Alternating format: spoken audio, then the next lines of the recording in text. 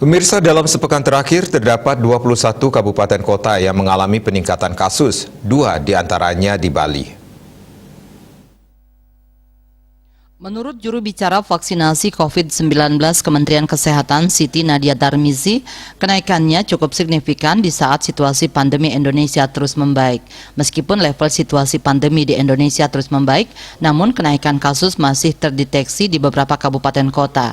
Ada 21 kabupaten kota mengalami kenaikan kasus dalam seminggu terakhir dibandingkan minggu lalu. 2 wilayah yang ada di Bali mengalami kenaikan kasus adalah Denpasar dan Jembrane.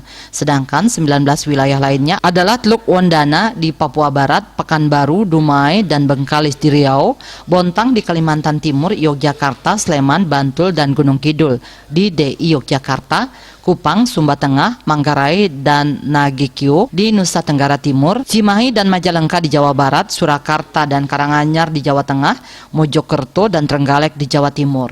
Untuk itu, Nadia mengatakan perlunya peningkatan pengawasan kasus harian, pelacakan kontak erat yang diikuti dengan tes untuk pencegahan agar tidak terjadi kenaikan level situasi pandemi di Indonesia. Kesiapsiagaan juga dilakukan di hilir dengan memastikan ketersediaan tempat perawatan, isolasi, dan intensif mencukupi, termasuk obat-obatan dan ketersediaan ventilator serta oksigen. Nadia juga meminta masyarakat untuk tidak panik menghadapi potensi varian COVID-19 Omicron yang telah terdeteksi di 20 negara per 30 November 2021. Namun dia menegaskan perlunya meningkatkan kewaspadaan dengan salah satu caranya adalah memastikan penerapan protokol kesehatan meski telah menjalani vaksinasi COVID-19. Bali Post melaporkan.